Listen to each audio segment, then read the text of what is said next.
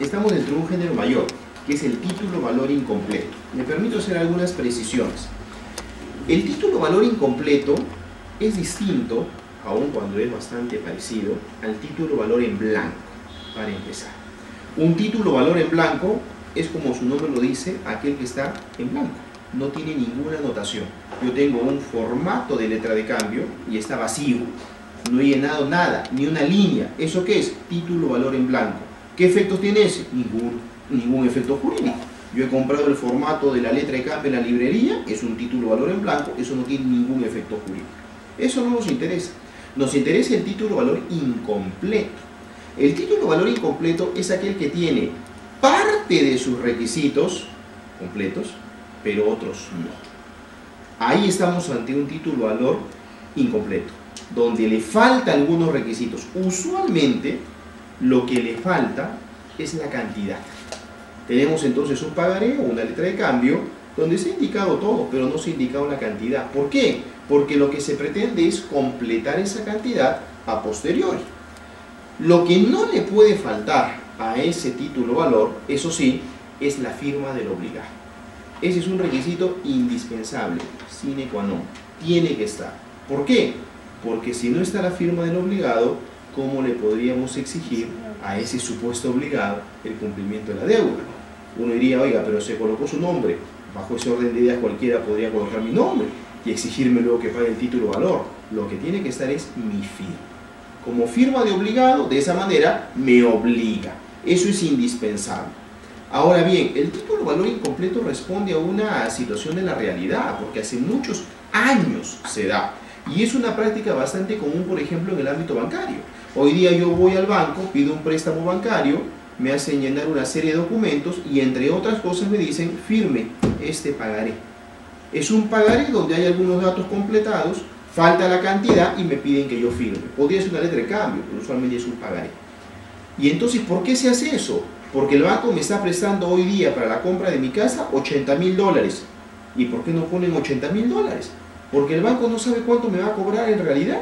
Porque podría ser 80.000 más intereses, más gastos notariales. Podría ser que no sea 80, porque yo ya pagué 50 y debo 30. No sabe la cantidad exacta el banco. Tiene sentido entonces que me pida un título-valor incompleto. Eso sí, pero hay que tener las previsiones del caso. Porque con la ley anterior, felizmente con la nueva cambió, con la ley anterior había un tremendo riesgo. Yo firmaba ese pagaré, resulta de que el monto era de $80.000, yo pagaba 50, faltaban 30 y luego con intereses, etcétera, esos 30 se convertían en $42.000. Yo tenía la idea que lo iban a completar mañana por $42.000 y el banco lo completaba por $190.000. Y entonces un momentito, no es 190.000, es 42.000 y yo iba al juez y le decía eso. Pero resulta que la propia teoría de los títulos valores me pone contra la pared, porque en un proceso único de ejecución no se discute la acción causal, sino la acción cambiaria. ¿Y qué importa la acción cambiaria? Contenido literal del título valor. ¿Es su firma? Sí. ¿Cumple los requisitos? Sí. ¿Venció? Sí. Pague. Si algo tiene que cuestionar, vaya a ser un proceso ordinario, pero no acá. Eso lo ponía contra la pared, la soga en el cuello al que había firmado. Entonces ahí entra la nueva ley y dice algunas cuestiones que son interesantes y que finalmente hay que exigirlas, porque si no se exige no se va a cumplir. Lo primero es que los acuerdos para completar el título valor estén por escrito. Eso es indispensable. Si se va a completar con una tasa de interés del 1.27% diario, eso tiene que estar por escrito. 1. 2. Lo obvio, que cuando se complete respetando los acuerdos que están por escrito. Número 3. Yo que estoy firmando el título valor incompleto, tengo derecho a que me den una copia, para que quede constancia que yo le he firmado incompleto. Número 4. Yo tengo derecho a insertar una cláusula que restrinja su circulación.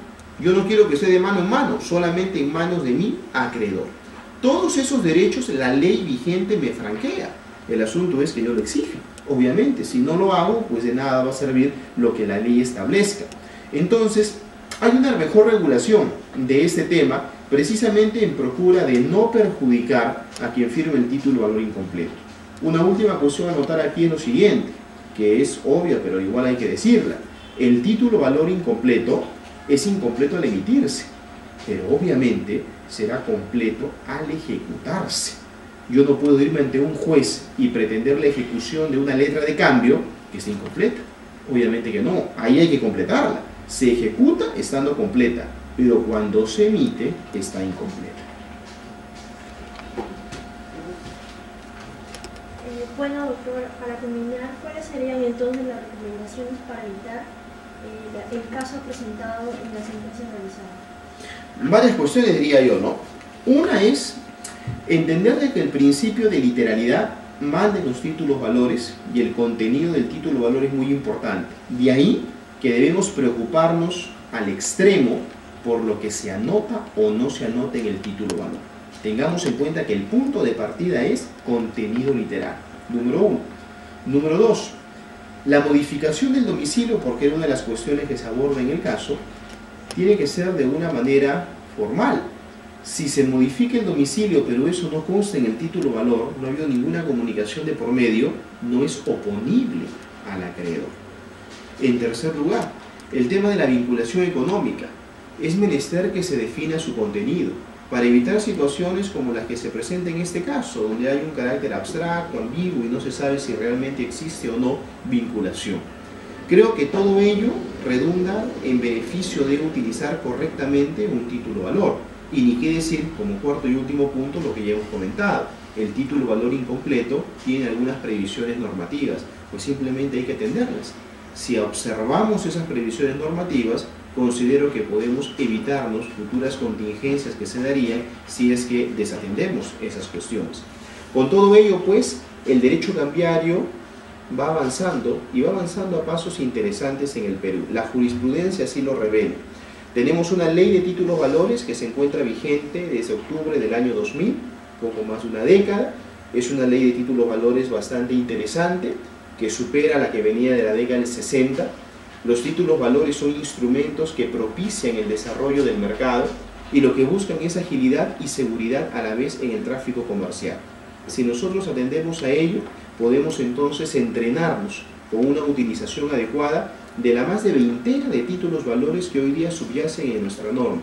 A veces nos quedamos simplemente con una letra de cambio, con un pagaré o con un cheque, desconociendo que al costado de ellos hay títulos valores tan interesantes como una carta de porte, un conocimiento de embarque, un warrant, acciones, bonos, pagaré bancario, etcétera, etcétera. Y todos ellos finalmente cumplen un cometido, responden a una necesidad determinada y con su utilización adecuada se va a impulsar mucho más obviamente el mercado, que a su vez también nos lleva, incluso en algunos casos, al mercado de valores, cuando hablamos de valores mobiliarios, ¿no? Como acciones, bonos y demás. Todo ello finalmente permite un desarrollo mayor del mercado. Los títulos hoy día vienen a reemplazar lo que antes era el único medio para poder darle curso a las operaciones comerciales en dinero en efectivo. Hoy en día no, grandes operaciones comerciales se realizan a través de títulos valores y los títulos valores a su vez nos llevan, por ejemplo, a contratos empresariales. ¿Cuántos contratos, como un contrato de factoring o un contrato de descuento, giran precisamente en torno a títulos valores?